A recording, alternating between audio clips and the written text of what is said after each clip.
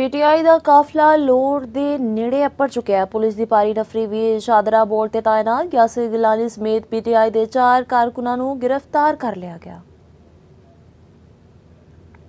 ते इस खबर के बारे मजीद जानने मलिक मुश्ताक कोलों। जी मलिक मुश्ताक।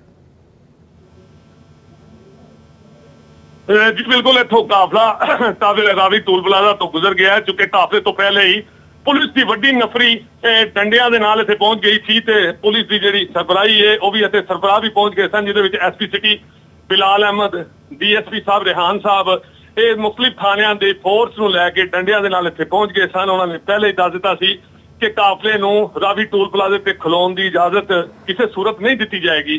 काफिला अगर खामोशी नाल सीधा गुजर जाएगा तो उन्होंने कुछ नहीं किया जाएगा, लेकिन अगर उन्होंने रुकन की कोशिश की तो फिर बाई फोर्स पुलिस उन्होंने रोकेगी। और इस हवाले नाल पुलिस की वड्डी नफरी पहले ही पूरे रोड नूं कंट्रोल करके खड़ी हो गई सी।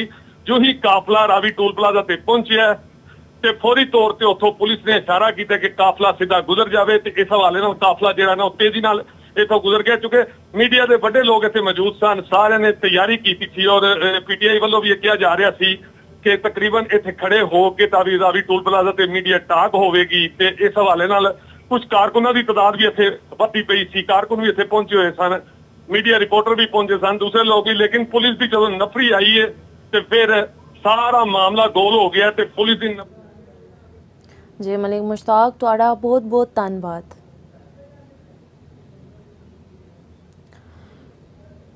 फिर तुहानूं एक बारी आगाह करने कि पीटीआई का काफिला लाहौर के नेड़े अपर सी। पुलिस की भारी नफरी भी शादरा बोर्ड से तैनात सी। यासिर गिलानी समेत पीटीआई के 4 कारकुनां गिरफ्तार कर लिया गया।